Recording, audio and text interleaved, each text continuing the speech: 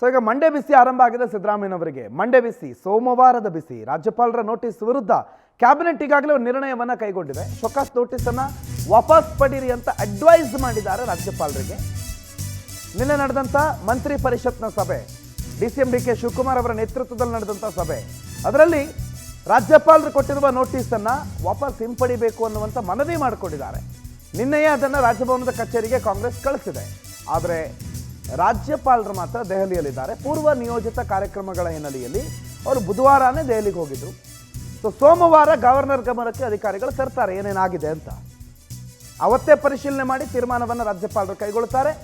So ರಾಜ್ಯಪಾಲರು ಥಾವರ್ ಚಂದ್ ಗೆಹ್ಲೋಟ್ ಅವರ ನಡೆ ಏನಾಗುತ್ತೆ ಅನ್ನೋದು ಸದ್ಯಕ್ಕೆ ಕುತೂಹಲ. ಪ್ರಾಸಿಕ್ಯೂಷನ್ಗೆ ಅನುಮತಿ ಕೊಡ್ತಾರಾ? ಕೊಡೋ ಸಾಧ್ಯತೆಗಳಿದೆ. ಶೋಕಾಸ್ ನೋಟಿಸ್ ವಾಪಸ್ ಪಡಿತಾರಾ? ನೋಟಿಸ್ ಎಲ್ಲ ವಾಪಸ್ ಪಡೆಯೋದಕ್ಕೆ ಬರಲ್ಲ ಅನ್ನೋದು ಒಂದು ಕಡೆ ಚರ್ಚೆ. ಅಥವಾ ನೋಟಿಸ್ ವಾಪಸ್ ಪಡೀರಿ ಅಂದಿದ ತಕ್ಷಣ notice is been already served, ಅದು ಆಲ್ರೆಡಿ ಕೊಟ್ಟಾಗಿದೆ, ಅದನ್ನು ವಾಪಸ್ ಪಡೆಯೋದ್ರಲ್ಲೇನು. ಈಗ ರಾಜ್ಯಪಾಲರು ಕೇಳಿರೋದೇನು, ಹೀಗೀಗೆ ನಿಮ್ಮ ಮೇಲೆ ಒಂದು ಖಾಸಗಿ ದೂರಿದೆ, ಈ ಖಾಸಗಿ ದೂರನ್ನು ನಾನು ಯಾಕೆ ಪ್ರಾಸಿಕ್ಯೂಷನ್ಗೆ ಕೊಡಬಾರ್ದು, ಪ್ರಾಸಿಕ್ಯೂಷನ್ಗೆ ಅನುಮತಿ ಯಾಕೆ ಕೊಡಬಾರ್ದು, ಅದಕ್ಕೆ ಕಾರಣಗಳನ್ನು ಕೊಟ್ಟು ನೀವು ನನಗೆ ಉತ್ತರ ಕೊಡಿ ಅಂತ. ಈ ಕೇಸು ಯಾಕೆ ತನಿಖೆ ಆಗಬಾರ್ದು ಅನ್ನೋದಕ್ಕೆ ಕಾರಣ ಕೊಡಿ, ನೀವು ಹೇಳಬೇಕು ಇಂತಿಂಥದ್ದಿದೆ, ಇದು ಇದರಲ್ಲಿ ಕೇಸೇ ಅಲ್ಲ, ಇದು ಹಾಗಾಗಿದೆ ಹೀಗಾಗಿದೆ. ಅದು ಅವ್ರು ಕನ್ವಿನ್ಸ್ ಆದರೆ ಅವ್ರು ಆಟೋಮೆಟಿಕ್ಲಿ ಪ್ರಾಸಿಕ್ಯೂಷನ್ ಕೊಡಲ್ಲ. ಕನ್ವಿನ್ಸ್ ಆಗಿಲ್ಲ ಅಂತಂದರೆ ಪ್ರಾಸಿಕ್ಯೂಷನ್ ಕೊಡ್ತಾರೆ. ಸೊ ಈಗ ಮುಂದೇನಾಗುತ್ತೆ ಅನ್ನೋದೇ ಪ್ರಶ್ನೆ. ಥಾವರ್ ಚಂದ್ ಗೆಹ್ಲೋಟ್ ಅವರು ಸೋಮವಾರ ಏನು ಮಾಡ್ತಾರೆ? ಸೋಮವಾರ ಬಂದು ಮುಖ್ಯಮಂತ್ರಿಗಳ ಆ ಉತ್ತರ, ಅರ್ಥಾತ್ ಸರ್ಕಾರದ ಉತ್ತರವನ್ನು ನೋಡಿ ನಿರ್ಧಾರ ಏನು ತಗೋತಾರೆ? ಅದಾದ್ಮೇಲೆ ರಾಜಕೀಯ ಏನಾಗುತ್ತೆ ರಾಜ್ಯದಲ್ಲಿ, ಎಲ್ಲವೂ ಪ್ರಶ್ನೆ. ರೂಪೇಶ್ ಈ ಬಗ್ಗೆ ಮಾಹಿತಿ ಕೊಡ್ತಾರೆ, ನೇರ ಸಂಪರ್ಕದಲ್ಲಿ ಜಾಯ್ನ್ ಆಗಿದ್ದಾರೆ. Rupesh, good morning. ಥಾವರ್ ಚಂದ್ ಗೆಹ್ಲೋಟ್ ಅವರ ನಡೆ, ರಾಜ್ಯ ಸರ್ಕಾರದ ಮುಂದಿರುವಂಥ ಅವಕಾಶಗಳು, ಈವರೆಗೆ ಆಗಿರುವಂಥ ಡೆವಲಪ್ಮೆಂಟ್ಗಳು ಏನೇನು ಎಡೆಮಾಡಿ ಕೊಡ್ತಾ ಇದೆ, ಯಾವ್ಯಾವ ಸಾಧ್ಯಾಸಾಧ್ಯತೆಗಳು ಕಾಣಿಸ್ತಾ ಇದೆ ಈ ಪ್ರಕರಣದಲ್ಲಿ? ರೂಪೇಶ್,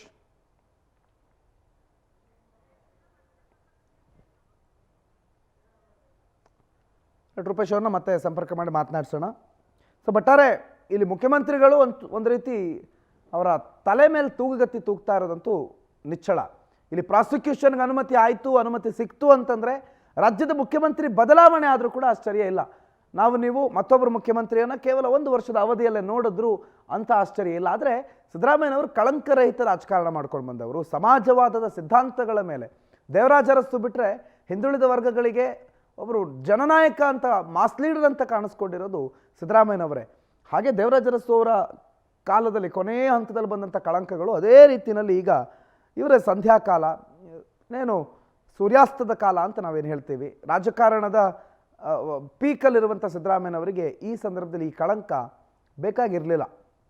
ರೂಪೇಶ್ ಮತ್ತೆ ಸಂಪರ್ಕದಲ್ಲಿದ್ದಾರೆ. ರೂಪೇಶ್, ನಾನು ಆಗಲೇ ಕೇಳ್ತಾ ಇದ್ದೆ, ರಾಜ್ಯಪಾಲರ ಮುಂದಿರುವಂಥ ಅವಕಾಶ, ರಾಜ್ಯಪಾಲರ ಮುಂದೆ ಏನು ಮಾಡ್ತಾರೆ ಅನ್ನೋದು ಒಂದು ಕಡೆ, ಇನ್ನೊಂದು ಕಡೆ ರಾಜ್ಯ ಸರ್ಕಾರದ ಮುಂದಿರುವಂಥ ನಡೆ ಮತ್ತು ಅವಕಾಶ, ಯಾವ್ಯಾವ ವಿಚಾರಗಳಿಗೆ, ಸಾಧ್ಯತೆಗಳಿಗೆ ಆಸ್ಪದ ಮಾಡಿಕೊಡ್ತಾ ಇದೆ, ಎಡೆ ಮಾಡಿ ಕೊಡ್ತಾ ಇದೆ ಪ್ರಕರಣ? ರೂಪೇಶ್, ಪ್ರಣೋತ್, ಇಲ್ಲಿ ಯಾಕಂತೇಳಿ ರಾಜ್ಯಪಾಲರು ಸ್ಪಷ್ಟನೆಯನ್ನು ಕೋರಿದ್ದಾರೆ. ಯಾಕಂತ ಶೋಕಾಸ್ ನೋಟಿಸ್ ಅನ್ನು ಕೊಟ್ಟು ನಿಮ್ಮ ವಿರುದ್ಧ TJ ಅಬ್ರಾಹಂ ಅವರು ದೂರು ಕೊಟ್ಟಿದ್ದಾರೆ, ಈ ದೂರಿನ ವಿರುದ್ಧವಾಗಿ ಯಾಕೆ ಪ್ರಾಸಿಕ್ಯೂಷನ್ಗೆ ಅನುಮತಿ ಕೊಡಬಾರ್ದು ಅಂತೇಳಿ ಕಾರಣ ಕೊಡಿ ಅಂತೇಳಿ CM ಸಿದ್ದರಾಮಯ್ಯನವರಿಗೆ ಕೇಳಿದ್ದಾರೆ. ಹೀಗಾಗಿ 7 ದಿನಗಳೊಳಗಡೆ ನೋಟಿಸ್ಗೆ ಉತ್ತರವನ್ನು ಕೊಡಬೇಕು ಅಂತೇಳಿ ಕೂಡ ರಾಜ್ಯಪಾಲರು ಸೂಚನೆಯನ್ನು ಕೊಟ್ಟಿದ್ದಾರೆ. ಹೀಗಾಗಿ ಸರ್ಕಾರ ನಿಜಕ್ಕೂ ಕೂಡ ಸಂಕಷ್ಟದಲ್ಲಿದೆ. ಯಾಕಂತ ಹೇಳಿದ್ರೆ ಏನೇ ಹೇಳ್ಬಹುದು, ಆದರೆ ಒಂದು ಹಂತಕ್ಕೆ ಕೋರ್ಟ್ನಲ್ಲಿ ಹೋದ್ರೆ ಅದು ಒಂದು CM ಅವರಿಗೆ ಮುಜುಗರನೇ. ಹೀಗಾಗಿ ಇದು CM ಸಿದ್ದರಾಮಯ್ಯನವರಿಗೆ ಕುಚ್ಚಿಗೆ ಒಂದು ಕುತ್ತನ ತರತ್ತ ಅನ್ನೋ ಪ್ರಶ್ನೆಗಳಿದ್ದಿದೆ. ಯಾಕಂತ ಹೇಳಿದ್ರೆ ಈಗ ಹಿಂದೆ ಯಡಿಯೂರಪ್ಪನವ್ರ ವಿರುದ್ಧ ಇರತಕ್ಕ ಪ್ರಾಸಿಕ್ಯೂಷನ್ ನಡೆದಾಗ, ಅದೇ ರೀತಿಯಾಗಿ ಬೇರೆ ಬೇರೆ ರಾಜ್ಯದಲ್ಲಿ ನಡೆದಾಗಲೂ ಕೂಡ ಇದೇ ರೀತಿಯಾಗಿತ್ತು. ಮಾಯಾವತಿ ಅವ್ರ ವಿರುದ್ಧವೂ ಕೂಡ ಪ್ರಾಸಿಕ್ಯೂಷನ್ಗೆ ಅನುಮತಿ ಸಿಕ್ಕಾಗ ಅವರು ರಾಜೀನಾಮೆಯನ್ನು ಕೊಟ್ಟಿದ್ರು. ಹೀಗಾಗಿ ನೈತಿಕ ಹೊಣೆಯನ್ನು ಹೊರಬೇಕಾಗುತ್ತೆ. ಯಾಕಂತ ಹೇಳಿದ್ರೆ ಅಧಿಕಾರದಲ್ಲಿದ್ದಾಗ ಅವರು ಆ ಕೇಸ್ನ ವಿರುದ್ಧವಾಗಿ ಪ್ರಭಾವವನ್ನು ಬೀರಬಹುದು. ಹೀಗಾಗಿ CM ಸ್ಥಾನಕ್ಕೆ ರಾಜೀನಾಮೆಯನ್ನು ಕೊಡಬೇಕಾಗಿ ಬರಬಹುದು. ಹೀಗಾಗಿ ಸದ್ಯಕ್ಕೆ ಇದೀಗ ರಾಜ್ಯಪಾಲರ ನೋಟಿಸ್ ಇದೆ, ಅದಕ್ಕೆ ಮಧ್ಯರಾತ್ರಿ CM ಸಿದ್ದರಾಮಯ್ಯನವರು ಉತ್ತರವನ್ನು ಕೊಟ್ಟಿದ್ದಾರೆ. ಈ ಉತ್ತರದಲ್ಲಿ ಸ್ಪಷ್ಟವಾಗಿ ಹೇಳಿದ್ದಾರೆ, ಮೂಢ ಹಗರಣದಲ್ಲಿ ನಾನು ಭಾಗಿಯಾಗಿಲ್ಲ, ನಾನು ಯಾವುದೇ ರೀತಿ ಸಹಿಯನ್ನು ಹಾಕಿಲ್ಲ, ನಾನು ಅಧಿಕಾರನ ದುರ್ಬಳಕೆ ಮಾಡ್ಕೊಂಡಿಲ್ಲ. ಒಬ್ಬ ಮಹಿಳೆ ತನಗಾಗಿರುತ್ತೆ, ಜಮೀನು ಹೋಗಿರುತ್ತೆ, ಜಮೀನು ಕಳ್ಕೊಂಡಾಗ ಅವರು ಪರಿಹಾರ ಪಡ್ಕೊಳ್ಳೋದು ತಪ್ಪ ಅಂತ ಹೇಳಿ ಪ್ರಶ್ನೆಯನ್ನು ಮಾಡಿದ್ದಾರೆ. ಹೀಗಾಗಿ ಯಾವುದೇ ಕಾರಣ ಕೂಡ ಪ್ರಾಸಿಕ್ಯೂಷನ್ಗೆ ಅನುಮತಿ ಕೊಡಬಾರದು ಅಂತ ರಾಜ್ಯಪಾಲರಿಗೆ ಹೇಳಿದ್ದಾರೆ ಸಪರೇಟ್ ಆಗಿ. ಯಾಕಂತ ಹೇಳಿದ್ರೆ ಒಂದು ಶೋಕಾಸ್ ನೋಟಿಗೆ ಉತ್ತರವಾಗಿ CM ಸಿದ್ದರಾಮಯ್ಯ ಪತ್ರವನ್ನು ಬರೆದಿದ್ದಾರೆ. ಅದಾದ ಬಳಿಕವಾಗಿ ಕ್ಯಾಬಿನೆಟ್ ಅಂದ್ರೆ ಪರಿಷತ್ತು, ಸಚಿವರುಗಳ ಪರಿಷತ್ತು ಒಂದು ನಿರ್ಧಾರವನ್ನು ಕೈಗೊಂಡಿತ್ತು.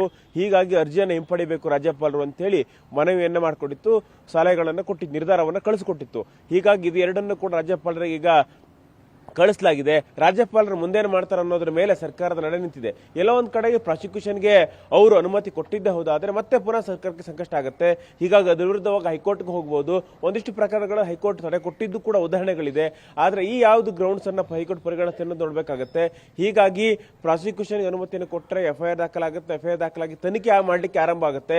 ಈ ಸಂದರ್ಭದಲ್ಲಿ ಸಿಎಂ ಸಿದ್ದರಾಮಯ್ಯನವರು ನೈತಿಕ ಹೊಣೆಯನ್ನು ಹೊರಬೇಕಾಗುತ್ತೆ. ಹೀಗಾಗಿ ಆವಾಗ ಯಾಕಂತ ಇಲ್ಲಿ ತನಿಖೆಗೆ ಎಫ್ಐಆರ್ ಆಗುತ್ತಲ್ಲ, ಎಫ್ಐಆರ್ಗೆ ತಡೆ ಕೋರಿ ಅರ್ಜಿಯನ್ನು ಸಲ್ಲಿಕೆಯಾಗ ಎಫ್ಐಆರ್ಗೆ ತಡೆ ಕೋರಿದ್ರು ಓಕೆ, ತಡೆ ಕೋರಿಲ್ಲ ಅಂತ ಹೇಳಿದ್ರೆ ಮತ್ತೆ ಪುನಃ ಸಿಎಂ ಸಿದ್ದರಾಮಯ್ಯ ಸಂಕಷ್ಟ ಎದುರಾಗುತ್ತೆ.